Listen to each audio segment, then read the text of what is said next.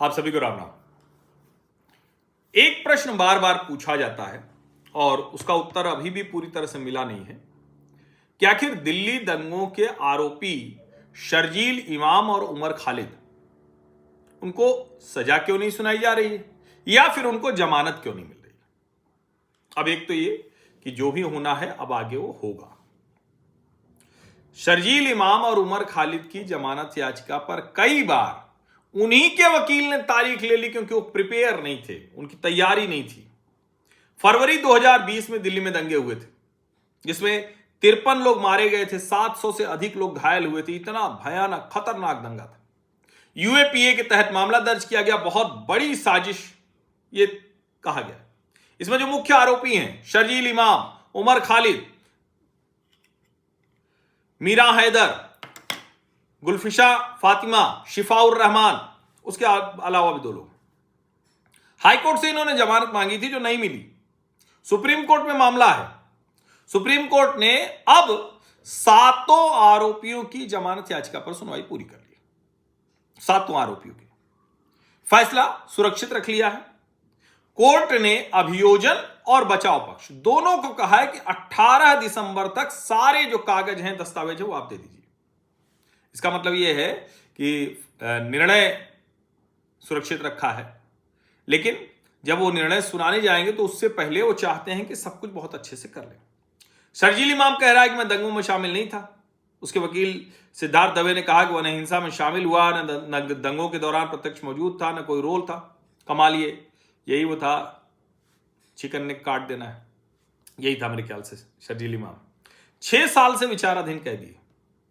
अब मानवाधिकार कहा जा रहा है इस तरह के 53 लोग जो मर गए उनका कोई मानवाधिकार नहीं था, 700 से अधिक लोग घायल हो गए, उनका कोई मानवाधिकार नहीं था। आपको याद होगा मोहम्मद ताहिर हुसैन जो आम आदमी पार्टी का पार्षद था, बाद में उसको निलंबित कर दिया। अब इतने गंदे काम में वो फंसा है तो निलंबित तो आदमी करेगा।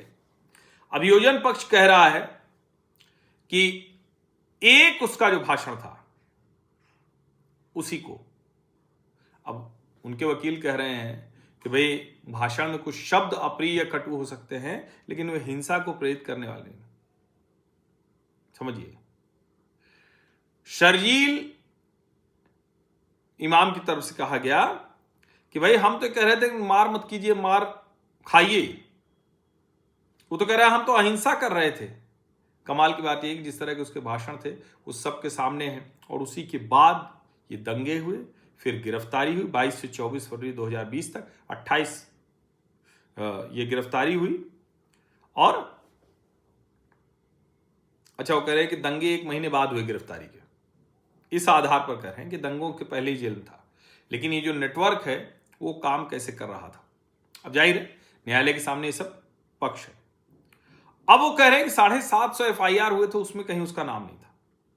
वो यूएपीए साजिश केस में सहायक। साजिश तो बहुत बड़ी चीज होती है, ठीक है, न्यायालय अब उसको देखेगा, लेकिन जो भी है वो मामला सामने आना चाहिए। मैं भी ये मानता हूं कि भाई विचाराधीन कैदी को चार्जशीट हो, जो भी है वो ट्रायल पूरा किया जाए।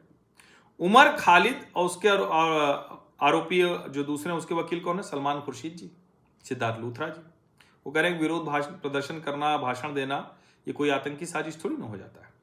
चार्जशीट लंबी है लेकिन सीधे डायरेक्ट जो एविडेंस है वो बहुत कमजोर है। हिरासत भी बहुत लंबी हो चुकी है, मुकदमे में बहुत लंबा समय लगेगा, इसलिए जमानत दे दीजिए। अब जो दिल्ली पुलिस सरकार है वो साफ साफ कह रही है कि बहुत बड़ी साजिश है। सीए एनआरसी के खिलाफ विरोध प्रदर्शनों का इस्तेमाल दंगे भड़काने के लिए हुआ। कथित तौर पर जो व्हाट्सएप ग्रुप है उसमें बहुत खतरनाक चीजें हैं जो कहा है दिल्ली पुलिस ने और कॉन्स्पिरेसी से जोड़ा है। और भाषण वो कह रहे हैं कि ऐसा थोड़ी भाषण भर है, इससे भीड़ प्रभावित होती है और अगर जो प्राइमा फेसाई केस है उसको खारिज नहीं करेंगे तो यूएपीए के तहत जमानत कठिन है। सुप्रीम कोर्ट कह रही है कि भाई रिकॉर्ड और सामग्री बहुत बड़ी है, बहुत विस्तृत है, इसको देखना पड़ेगा, इसलिए फैसला सुरक्षित रखे हैं। अब अदालत को जो तय करना है कि क्या भाषण को यूएपीए साजिश से जोड़ना पर्याप्त है। क्या 6 साल की निरंतर हिरासत की वजह से इसको माना जाए कि बहुत बड़ी हो गई है। क्या आरोपी को ट्रायल तक जेल में रखने के बजाय जमानत पर छोड़ा जा सकता है। अब ये एक बहुत बड़ी चीज है। और आगे ये भी प्रश्न है कि भाषण षड्यंत्र है कि नहीं है। यूएपीए में जमानत चूंकि बहुत कठोर मापदंड है तो देखना पड़ेगा। और जो लंबी अवधि की हिरासत है क्या यह स्वयं दंड रह जाती है, ये भी एक बड़ा सवाल है। अभी आगे देखना होगा, जमानत मंजूर होती है या खारिज होती है या सशर्त जमानत मिलती है, कुछ को राहत तो कुछ को नहीं। ये भी एक बड़ा सवाल होगा कि कुछ को तो मिल जाए और कुछ को नहीं होगी। अब बहुत से लोग प्री ट्रायल में इतने लंबे समय तक रखने को वो कह रहे हैं कि ये असंवैधानिक है। अब उस पर तो खैर अलग से बात होगी। अब जाहिर है जब निर्णय आएगा तब इसमें हम बात करेंगे कि ये निर्णय हो रही है, क्या निर्णय आया है, तब उस पर चर्चा की जाएगी कि जमानत हो रही है या नहीं हो रही है। लेकिन जरूरी जानकारी थी, आप लोगों के मन में आता है कि कहाँ है शर्जील इमाम उमर खालिद, तो जेल में है, जमानत पर निर्णय सुरक्षित है और 18 दिसंबर को दोनों पक्षों से कागज मांगा है न्यायालय ने, आगे उसको निर्णय सुनाएंगे। आप सभी का बहुत बहुत धन्यवाद। सब्सक्राइब अवश्य कर लीजिए, नोटिफिकेशन वाली घंटी दबा दीजिए, लाइक का बटन दबा दीजिए, अधिक से अधिक लोगों तक इस वीडियो